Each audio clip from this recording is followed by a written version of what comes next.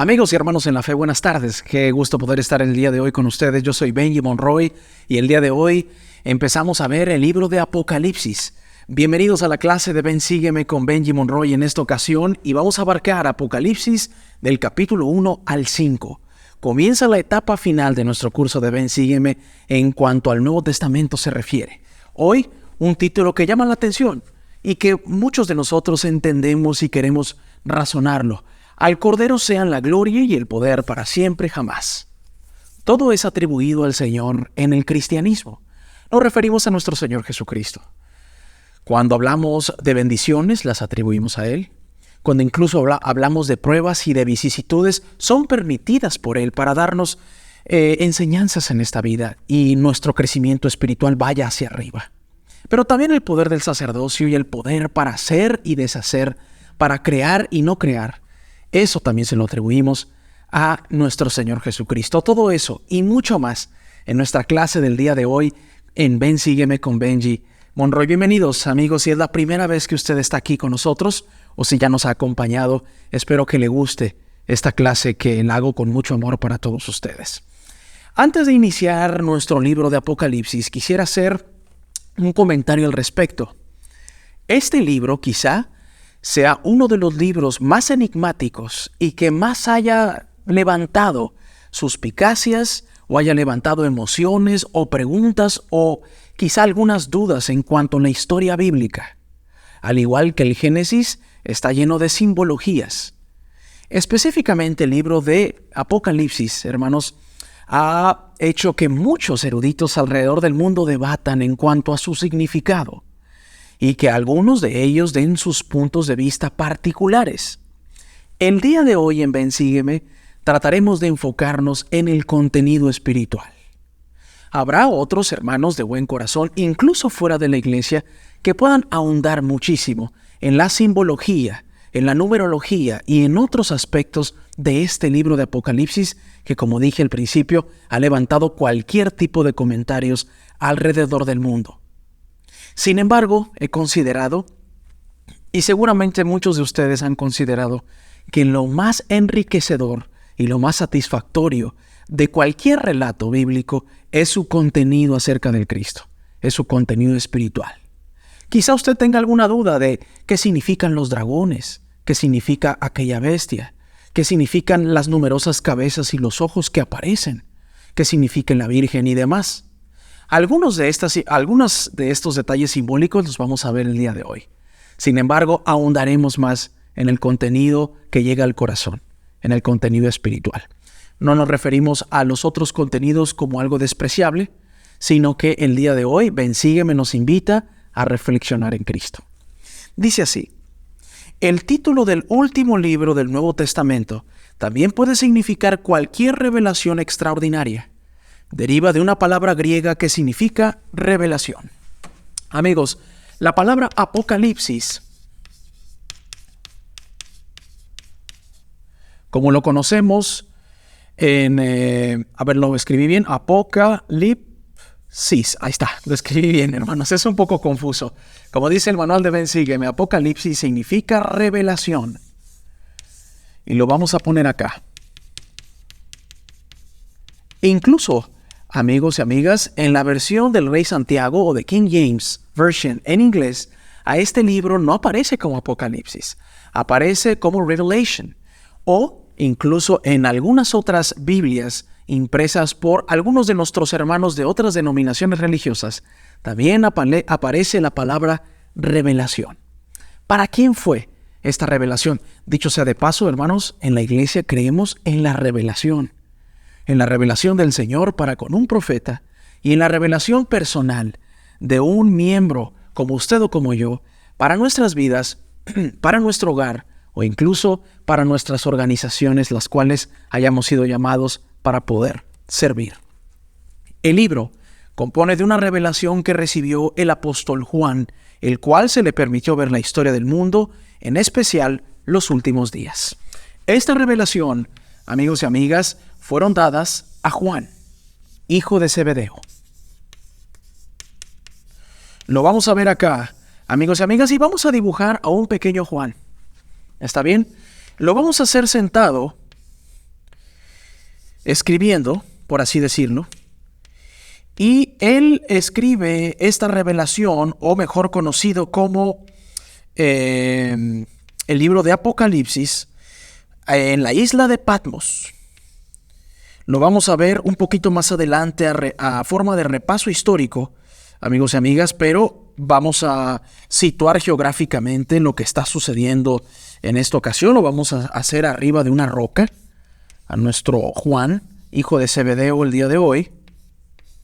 Y esta revelación ha sido una de las revelaciones más completas que jamás se hayan dado o se estén plasmadas aún en la historia bíblica.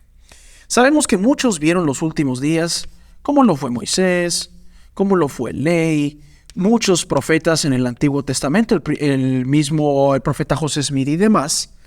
Pero lo que pasó en la isla de Patmos con el profeta Juan forma parte del último libro que tenemos en lo que hoy conocemos como la Santa Biblia. Dice así: Juan, esta persona que tenemos acá, recibió esta revelación en el día del Señor mientras se encontraba en la isla de Patmos, decíamos nosotros, cerca de la costa de Asia, no muy lejos de Éfeso. Se desconoce la fecha exacta de dicha revelación. Los capítulos del 1 al 3, amigos y amigas, y esto lo damos como sinopsis, constituyen una introducción al libro y cartas a las 7 iglesias de Asia. Así que vamos a dibujar acá que nuestro amado profeta Juan está hablándole a las 7 iglesias.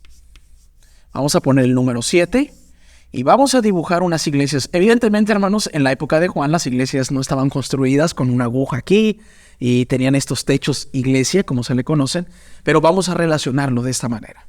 ¿Está bien? Esto lo podemos ver del capítulo 1 al 3, que vamos a repasar el día de hoy, pero no quería dejar pasar un poquito de contexto cronológico en cuanto a lo que vamos a ver. Aquí son del capítulo 1 al capítulo 3 de Revelación o de Apocalipsis. ¿Está bien? Tenemos a nuestro Juan recibiendo la revelación de parte del Señor en este momento, las cuales escribió Juan para ayudar a los santos a resolver ciertos problemas. Hermanos, qué hermoso hubiese sido que tuviésemos un Juan el día de hoy para escribir epístolas a nosotros mismos, a los problemas que tenemos en nuestras iglesias. Por fortuna, nuestro Padre Celestial jamás deja a su pueblo solo por medio de la revelación. Hoy tenemos a un profeta como Juan, llamado Russell M. Nelson, que podemos escuchar cada 6 meses y también en sus redes sociales. Se registran visiones de Juan, que recibió y que muestran la majestuosidad y el poder justo de Dios y de Cristo. Más adelante dice que en los capítulos 4 y 5 se develan un poco más de visiones acerca de nuestro Padre Celestial y de nuestro Señor Jesucristo. Así que del 4 al 5, el día de hoy, amigos y amigas, ustedes junto conmigo en su casa pueden relacionar este otro pensamiento que vamos a ver en nuestra clase en cuanto al Padre y al Hijo, sus naturalezas. Es por eso que dije yo al principio de la clase que más allá de ahondar en los simbolismos y en esa forma tan peculiar de poder escribir de parte de Juan desterrado en una isla, vamos a concentrarnos en los principios que nos van a acercar un poco más al Señor. Así que tenemos un poco de contexto de qué es lo que vamos a ver de Apocalipsis del 1 al 5. Así que espero que hayan podido apreciar esta pequeña introducción. En el capítulo 1 dice, ven, sígueme, que Jesucristo es el Hijo viviente del Dios viviente. Las imágenes y el simbolismo de Apocalipsis 1 testifican vívidamente de que Jesucristo vive y de que dirige su iglesia en la actualidad. Amigos, al ver Juan los últimos días, él veía que Jesucristo iba a ser la cabeza de esta iglesia. Muchos podrán pensar, Benji, ¿cómo es que si Jesucristo dirige la iglesia, cómo es que hay equivocaciones de las personas que ayudan a dirigir la iglesia? Bueno, esto no es nada nuevo en el cristianismo. Podemos sumergirnos al Antiguo y al Nuevo Testamento de personas o sumergirnos en historias de personas que tuvieron errores y vicisitudes y calamidades dentro de sus llamamientos como profetas o como siervos del Señor. Lo hemos visto siempre. De tal modo que si creemos en el Antiguo Testamento y creemos en el Nuevo, También creemos en la revelación moderna y entendemos que la gente que forma parte de la Iglesia de Jesucristo, de los santos de los últimos días, la cual está dirigida por el Señor, existen personas como yo, imperfectas, que nos equivocamos todos los días. Por lo que si alguien que está viendo la clase se pone a pensar en que la Iglesia de Jesucristo no debería de tener ningún tipo de error ni en su formación ni en su ejecución por parte de sus siervos, quiero que recuerden junto conmigo las frases del presidente Holland que leímos aquí hace unas 4 o 5 clases. Es maravilloso que esta iglesia, a excepción de Jesucristo, esté ejecutada y ayudada por personas imperfectas. ¿Por qué es así, amigos y amigas? Porque una persona perfecta no tendría la necesidad de buscar al Cristo. Jesucristo muestra su debilidad a los hombres para que sean humildes, y la gracia de Cristo entra en ellos para que esas debilidades se conformen en fortalezas para ellos. Lo vemos en el libro de Éter, en el capítulo 12 del libro de Mormón, por ejemplo. Así que es muy lógico y sensato dentro del cristianismo que la gente que lucha con sus Goliaths, como pueden ser las adicciones, como pueden ser la ira, como pueden ser los malos sentimientos, los rencores, los pesares y demás, se unan a las iglesias. Entendiendo esto que decimos aquí en Apocalipsis 1, sabemos entonces la naturaleza de las personas que asisten a la iglesia.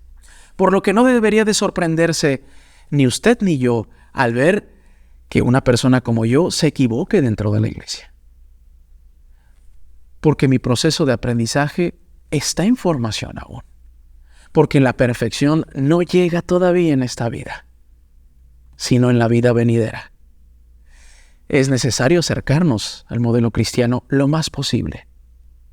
Dice más adelante, cómo se compara la descripción de Juan en la isla de Patmos, que hace del Salvador con la que se encuentra en Doctrina y Convenios 110, del 1 al 4. Vengan amigos, vamos a leer Doctrina y Convenios, en esta ocasión en la sección 101, del 1 al 4, que dice así: El velo fue retirado de nuestras mentes, y los ojos de nuestro entendimiento fueron abiertos. Vimos al Señor sobre el barandal del púlpito, delante de nosotros, y debajo de sus pies había un pavimento de oro puro de color del ámbar. Sus ojos eran como llama de fuego, el cabello de su cabeza era blanco como la nieve pura, su semblante brillaba más que el resplandor del sol. Y su voz era como el estruendo de muchas aguas, sí, la voz de Jehová que decía: Soy el primero y el último, soy el que vive, soy el que fue muerto, soy vuestro abogado ante el Padre. En esta ocasión, amigos y amigas, en la sección 110 de Doctrina y Convenios que ustedes pueden ver en su biblioteca del Evangelio o en Scripture Plus, el profeta José Smith y Oliver Cowdery, en el templo de Kirtland el 3 de abril de 1836, ven a nuestro Señor Jesucristo. Y Jesucristo se muestra como el abogado, como el primero y el último, como ese gran hermano, como el Dios de Israel, etc. Así que podemos aprender, de acuerdo a Apocalipsis 1, a la analogía de Juan y al complemento que tenemos de la revelación moderna, que Jesucristo es una persona maravillosa. Los adjetivos calificativos que utiliza Oliver Cowdery y José Smith en esta ocasión, como que sus pies había un pavimento de oro, que su cabello y su cabeza eran blancas como la nieve pura y su voz era como un estruendo, hermanos, no es poca cosa. Son de las pocas descripciones tan detalladas que tenemos del Salvador. Pregunto yo, hermanos, ¿quién no quisiera ver a Cristo hoy? ¿Qué le diría a Jesucristo hoy? ¿De qué conversarían? Si tuviera 1 minuto para hablar con Él, uno solo, ¿qué le pediría? ¿Qué le agradecería? O quizá ninguna palabra de usted saldría, sino simplemente lo abrazaría. José Smith y Oliver Cowdery tuvieron la bendición de verlo en el templo de Kirtland, Ohio, que sigue en pie. Y allí describieron al Salvador, no solamente físicamente, sino registraron su presentación. Soy el primero y el último. Soy el que vive. Soy el que fue muerto. Soy vuestro abogado ante el Padre. Es maravilloso. Dice acá, Jesucristo nos conoce personalmente y nos ayudará a superar nuestros desafíos. Esto dejando el capítulo 1 y pasando al 2 y al 3 de Apocalipsis. Recuerdan que Juan, del 1 al 3, habla de epístolas a las 7 iglesias. En la primera habla de que nuestro Salvador realmente es el Hijo de Dios, para que no hubiese ninguna duda. Para muchos Jesucristo es un simple profeta. Para Juan y para los santos de los últimos días, Jesucristo efectivamente era el Hijo de Dios. Del 2 al 3, concluyendo las epístolas a las 7 iglesias, Jesucristo nos conoce personalmente y nos ayudará a superar nuestros desafíos. La lectura de los mensajes del Señor a las diversas ramas de la iglesia o a las 7 iglesias que se encuentran en Apocalipsis del 2 al 3 podrían ayudar a reafirmar a los miembros de la clase que el Salvador los tiene presentes. Dibujemos a nuestro Señor Jesucristo, amigos y amigas, en su trono, junto con el Padre. Pero hoy nos limitaremos a dibujar a Cristo. Muchas películas, caricaturas, han puesto a nuestro Señor Jesucristo, amigos y amigas, en un trono. Y también esto en base a muchos de los relatos que tenemos en las Santas Escrituras. ¿Por qué lo ponen así, amigos y amigas? Por lo dicho antes. Sin embargo, cuando las caricaturas o las películas ponen a nuestro Señor Jesucristo acá en su trono, lo vamos a dibujar aquí así, con sus brazos por acá, aquí así, daría la impresión que Jesucristo solamente nos observa. Y evidentemente nos observa, hermanos. Sin embargo, entendemos por la revelación moderna que nuestro Padre Celestial y Jesucristo en los cielos trabajan. Y cuando hablo de trabajo, hermanos, hablo de el primer principio de la fe, que es la acción. Lo hemos visto en nuestra clase pasada. Y si nuestro Padre Celestial y Jesucristo son el ejemplo de todo en esta vida, evidentemente ellos no dejarían de lado un principio tan elemental como lo es el trabajo. De hecho, lo vimos cuando vimos Pedro, que incluso Jesucristo fue y predicó a los espíritus encarcelados. No tenemos otros muchos detalles de cómo es la vida después de la muerte y de lo que vamos a hacer después de que crucemos esa barrera de nuestro estado aquí en la tierra. Sin embargo, cuando dibujamos a nuestro Señor Jesucristo en su trono, amigos y amigas, podría uno pensar que Jesucristo no se mueve de allí y que solamente nos está observando tranquilamente y demás. Ya les digo que Apocalipsis, amigos y amigas, nos da a entender que Jesucristo está al tanto de todo. No sabemos exactamente, hermanos, las horas que pasa observándonos. Sabemos que es omnisciente, omnipotente y omnipresente, que quiere decir que todo lo sabe, todo lo puede y puede estar en varios lugares al mismo tiempo. Sin embargo, hermanos y hermanas, así nuestro Padre Celestial y nuestro Señor Jesucristo están al tanto de nuestros desafíos y nos pueden ayudar a superarlos. Nuestro Salvador Jesucristo siempre nos tiene presentes. No está dormido, siempre es empático con nosotros, oye todas las oraciones. Más allá de que haya personas que creen a estas alturas que nuestro Padre Celestial no los quiere a ellos por ser de determinado lugar o porque se han alejado de la iglesia. No. Quizá el Señor no les tenga toda la confianza porque se han desviado del camino. Pero el Señor no les ha retirado el amor porque se han ido de su iglesia o de su evangelio, de su palabra. E incluso, amigos y amigas, el Señor ama al pecador, rechaza el pecado. Pero Jesús, en su trono, siempre está al pendiente de lo que nosotros hacemos y decimos. ¿Han escuchado la expresión de que a Dios no se le escapa nada? Bueno, a Cristo tampoco. Son tan semejantes el uno del otro que seguramente nos ven todo el tiempo. Dice aquí, amigos, En esos mismos capítulos, el Señor hizo promesas inspiradoras a aquellos que siguen adelante y que vencen. Vamos ahí al libro de Apocalipsis, al capítulo 2, y vamos a leer algo interesante en el verso 7 que dice así. Vamos a ver las promesas. El que tiene oído, oiga lo que el Espíritu dice a las iglesias. Sustituyamos este término de las iglesias, si a ustedes les parece, por el nombre de su barrio. El mío se llama Grace Bayou. Quizá el de usted puede ser el barrio La Libertad, puede ser el barrio Independencia, puede ser la Estaca Miraflores, puede ser la Estaca Providencia, o puede ser cualquier otro nombre. De modo que el que tiene oído, oiga lo que el Espíritu dice al barrio Grace Bayou o al barrio La Providencia. Al que venciere le daré a comer del árbol de la vida, el cual está en medio del paraíso de Dios. Hermanos, cuando uno le da clic al árbol de la vida, nos manda a la guía del estudio para las Escrituras, donde dice, árbol en el jardín de Edén y en el paraíso de Dios.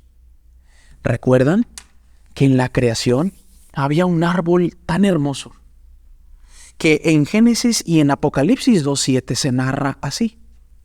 El que tiene oído, oiga lo que el Espíritu dice en las iglesias. Y entonces viene lo que leímos nosotros.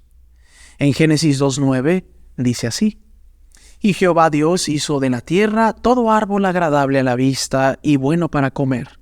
También el árbol de la vida en medio del huerto y el árbol de la ciencia del bien y del mal.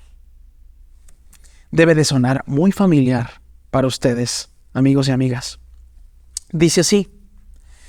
El cual está en medio del paraíso de Dios. Dice Juan, en el capítulo 1 al 3, que aquel que tenga oído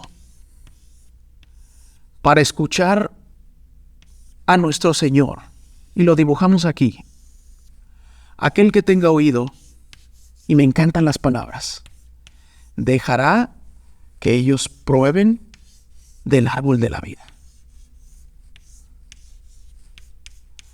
Puede tener muchas semejanzas y similitudes este árbol, pero este árbol es Jesucristo.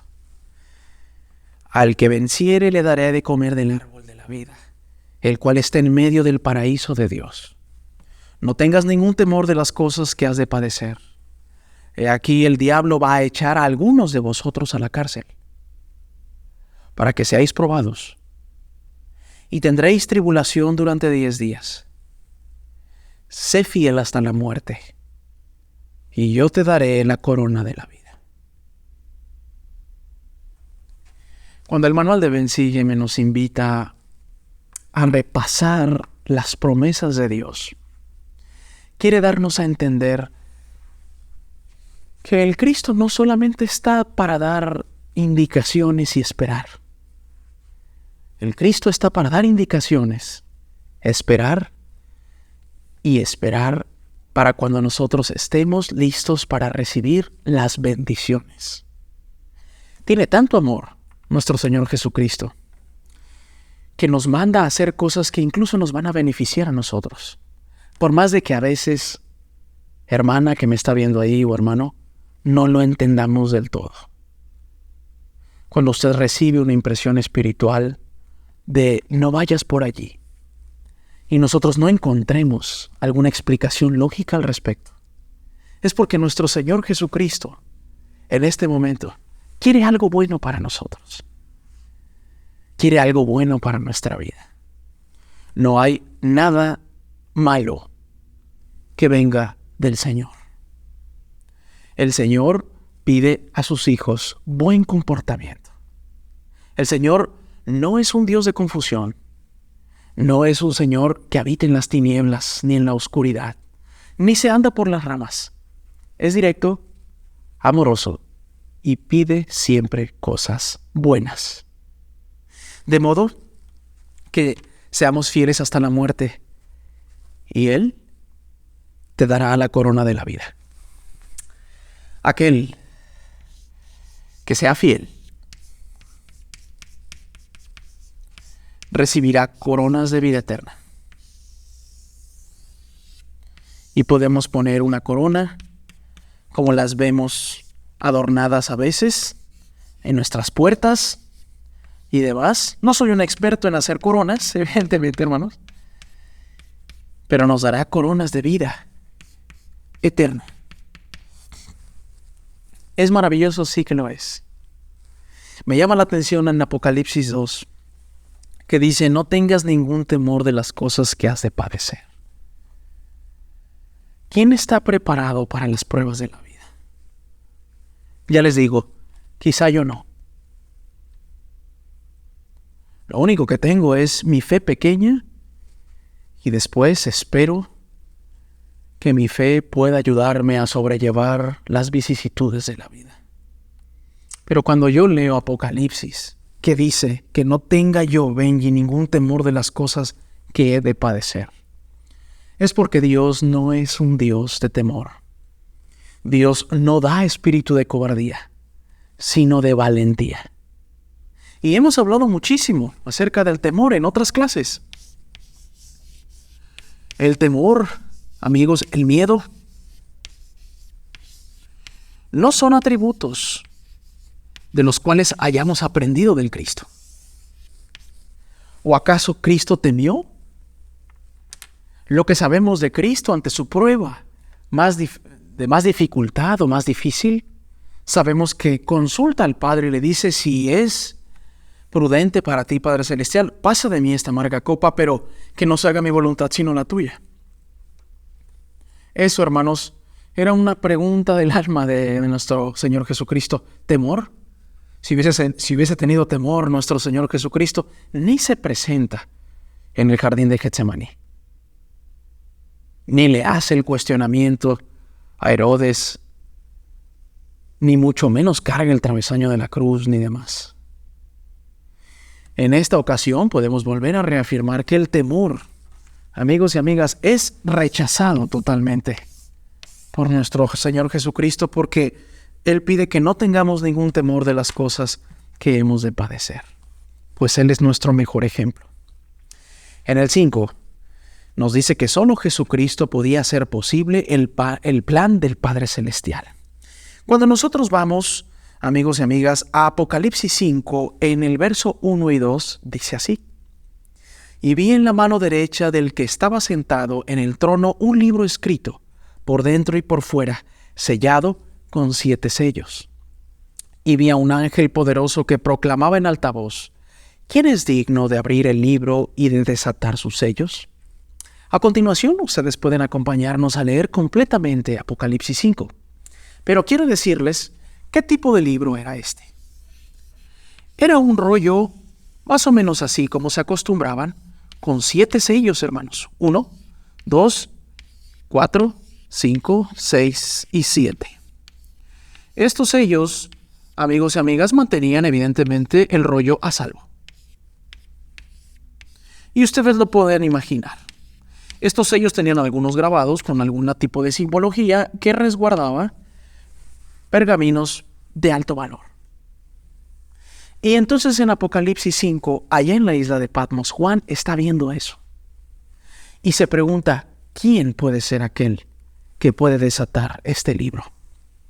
Y ninguno, ni en el cielo, ni en la tierra, ni debajo de la tierra, podía abrir el libro, ni siquiera mirarlo. Y lloraba yo mucho, porque no se había hallado a ninguno digno de abrir el libro, ni de leerlo, ni de mirarlo. Y uno de los ancianos me dijo: no llores. He aquí que el león de la tribu de Judá, la raíz de David, ha vencido para abrir el libro y desatar sus 7 sellos. Y miré, y aquí en medio del trono y de los 4 seres vivientes, y en medio de los ancianos estaba de pie un cordero inmolado, que tenía 7 cuernos y 7 ojos, que son los 7 espíritus de Dios enviados por toda la tierra. Y vino y tomó el libro de la mano derecha del que estaba sentado en el trono. Y a continuación una narración hermosa acerca del libro con los 7 sellos.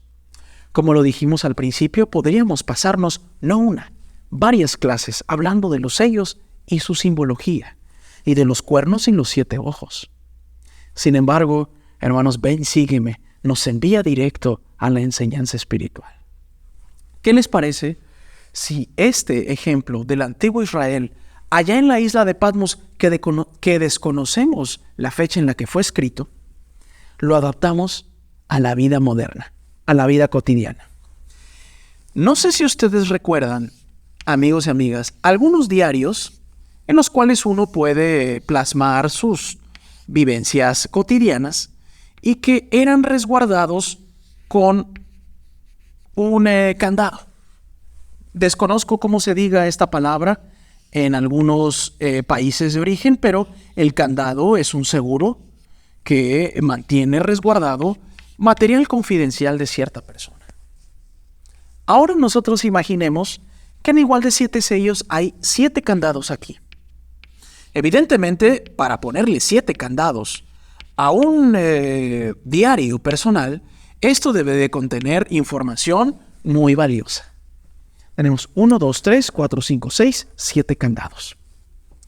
Si usted tiene alguno allí en su casa todavía, de alguno de esos diarios personales que se abrían con una llavecita, recuerdo que mi hermana de pequeña tenía uno. Hermanos, podemos ejemplificar de manera moderna lo que nos está hablando en Apocalipsis 5 con respecto a este grabado con 7 sellos. Ya les digo yo que ese cordero inmolado en su trono que pudo desatar los 7 sellos, tenía las llaves para hacerlo.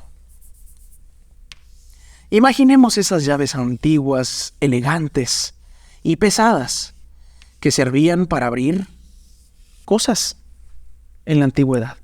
Esta llave, amigos y amigas, solamente la tuvo y la tendrá siempre nuestro Señor Jesucristo.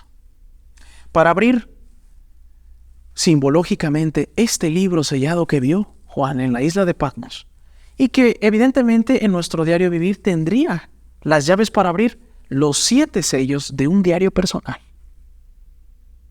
Este es nuestro Señor Jesucristo, que tiene las llaves para abrir.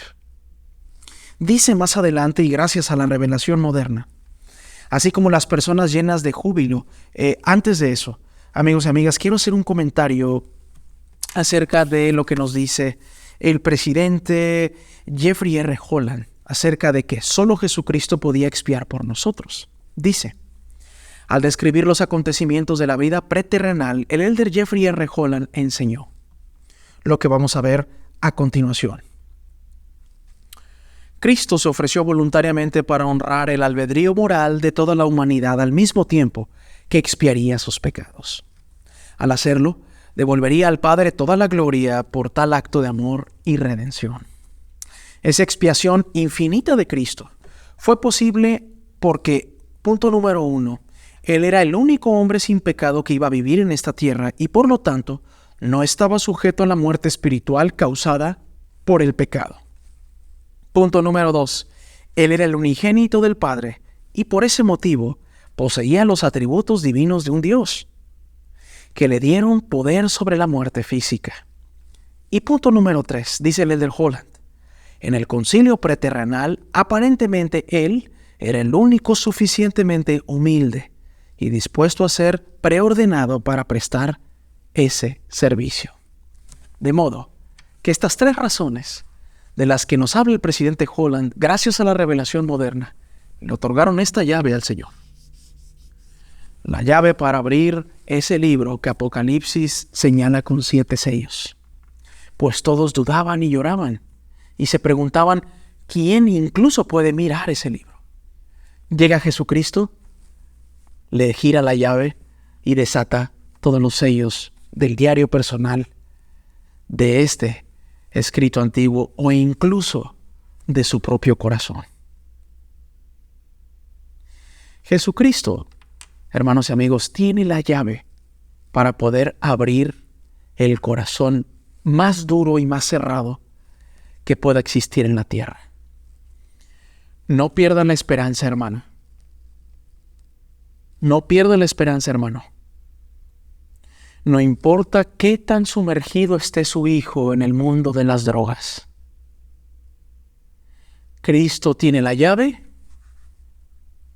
para poder abrir el corazón más roto, reconstruirlo, abrir el más cerrado, destapar esa coraza que en muchos está en nuestros corazones y poder hacerlo blando, humilde, manso, receptivo y demás.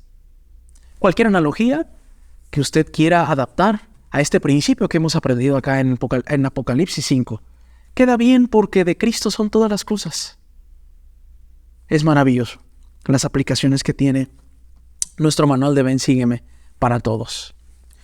En la etapa final de nuestra clase dice así: así como las personas llenas de júbilo que se mencionan en Apocalipsis 5, hoy en día nosotros también podemos alzar la voz para alabar al Salvador como aquel que es digno de ofrecernos la salvación.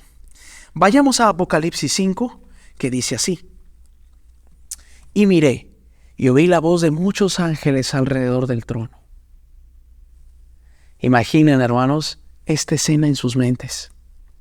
Esta escena que puede ser maravillosa para muchos que estén pasando un momento triste en este momento. Dice así: y miré, y oí la voz de muchos ángeles alrededor del trono, y de los seres vivientes y de los ancianos. Y el número de ellos eran millares de millares y millones de millones, que decían en voz alta: el Cordero que fue inmolado es digno de recibir el poder, las riquezas, la sabiduría, la fortaleza, la honra, la gloria y la alabanza. Y a todo ser viviente que está en el cielo y sobre la tierra, y debajo de la tierra y en el mar, y a todas las cosas que en ellos hay, oí decir: al que está sentado en el trono y al Cordero, sean la alabanza y la honra y la gloria y el poder para siempre jamás. Y los 4 seres vivientes decían: amén. Y los 24 ancianos se postraron sobre sus rostros y adoraron al que vive para siempre, o sea, a Cristo. Dice el manual: ¿qué semejanzas vemos entre los mensajes de nuestros signos de alabanza y las declaraciones que se encuentran en Apocalipsis del 9 al 14? Es fácil. Si alguno de ustedes, yo estoy viendo algunos signarios aquí, hermanos y hermanas. No sé si tenga alguno acá abajo, no lo tengo, pero lo tengo algunos de ellos aquí en este salón, pues este es un salón de música de la primaria. Ustedes pueden notar, amigos y amigas, que nuestros himnos que cantamos en la iglesia, hermanos, se parecen mucho a aquellas alabanzas que nosotros vamos a tener allá en los cielos con nuestro Padre Celestial. ¿De qué depende de que formemos parte de esos millones y millones en el coro? De cómo vivamos aquí, de cómo nosotros nos manifestemos en cuanto a la obediencia aquí en la tierra. El Padre Celestial y nuestro Señor Jesucristo sabe que nos vamos a equivocar, por eso puso el poder del arrepentimiento, el milagro del perdón, que nos otorga a Él después de habernos arrepentido de buena manera, de buena gana. Así que hay muchas similitudes en cuanto a nuestros himnarios y en cuanto a lo que sucede, lo que no va a suceder en los cielos. Voy a retirarme el micrófono para traer un himnario porque yo creo que vale la pena. Amigos y amigas, miren.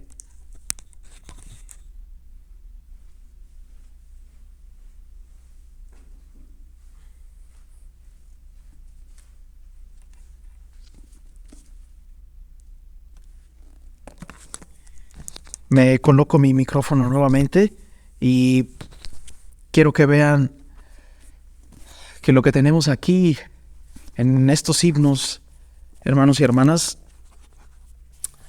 contienen muchas letras inspiradoras que vamos a cantar ahí en los cielos junto con nuestro Padre Celestial y nuestro Señor Jesucristo. ¿Se imaginan llegar al cielo y que nosotros sepamos de memoria muchos de los himnos que cantamos por cientos de domingos aquí en la tierra? ¿Se imaginan lo maravilloso que será ese día? ¿Se imaginan, hermanos, que muchas de las alabanzas que existen en nuestro himnario y que han existido en otras ediciones de himnarios en la iglesia y de las que vienen todavía, pues ya viene una muy cercana, que muchos de estos himnos se entonen, como dice Apocalipsis 5, del 9 al 14, cuando escuchaban que un nuevo cántico diciendo: digno eres de tomar el libro y de abrir sus sellos, porque tú fuiste inmolado y con tu sangre nos has redimido para Dios, de todo linaje y lengua y pueblo y nación. Se relaciona, ¿cierto?, con el libro de los sellos, porque abriste los sellos, porque fuiste inmolado, el Cristo. Quise hacer esta interrupción. Generalmente en las clases no me quito el micrófono para ir por algo, pero hay mucha similitud y el manual de Ven Sígueme nos dice qué semejanzas hay entre este himnario y lo que nos dice en Apocalipsis. Hay muchas. Hermanos, ¿tienen algún himno favorito ustedes? Cántenlo. Cántenlo cuando haya tentaciones. Cántenlo cuando sienta temor, para poder rechazar el temor. Cántelo cuando esté triste. Cántelo para salir de la depresión. A veces, hermanos, yo canto mis himnos, los primeros que se me vengan a la mente, para animarme, para concentrarme, para enfocarme. Qué bonitos son los himnos.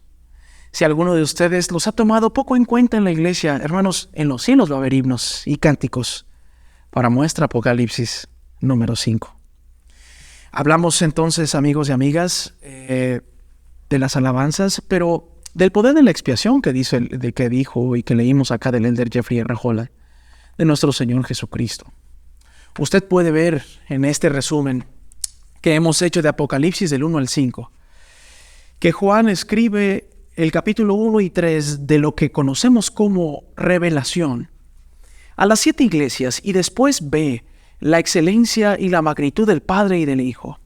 Habla acerca de esa llave para abrir libros sellados, que puede ser el libro de nuestra vida, el corazón de nuestras vidas y todas las situaciones que Cristo puede remediar. Hablamos que el que tiene oídos probará del fruto del árbol de la vida. Hablamos también, hermanos, que la fidelidad nos dará corona de vida eterna, que podremos desechar el temor, pues el temor no viene del Señor, pues Él nos da espíritu de valentía. Concluye esta hermosa clase, amigos y amigas, con mi testimonio el día de hoy. Este evangelio está confeccionado para nuestros días, hermanos. No importa que se haya escrito la parte final de este evangelio, que conocemos Biblia el día de hoy, desterrado por un desolado Juan, hijo de Zebedeo, en la isla de Patmos, en una fecha que no conocemos. Pero sé que Dios se comunica incluso con aquellos que creen estar solos, como lo creía Juan, antes de que viniese lo que hoy conocemos como Revelación o libro de Apocalipsis. Esta iglesia es la iglesia de Jesucristo, el que tiene la llave para endulzar mi corazón amargo, para ablandar el corazón más duro de la persona más racia que usted o yo podamos conocer. Soy un intercomunicador del Señor. No atraigo a personas a mi palabra, sino intento hacerlo a la palabra del Señor. Los maestros de Central de las Escrituras somos intercomunicadores del programa de Ven Sígueme. Los invitamos, hermanos y hermanas, a que después de repasar la clase, haga algún estudio personal, privado o familiar de los temas que hemos visto y que seguiremos viendo en Ven Sígueme. Esto no sustituye el estudio que ustedes tengan en su casa. Tratamos de aclararlo para que usted después tenga el hambre, desarrolle el apetito para con las Santas Escrituras. Yo soy Benji Monroy. Los quiero mucho, hermanos, y aprendo igual que ustedes al impartir estas clases. En el nombre de Jesucristo. Amén.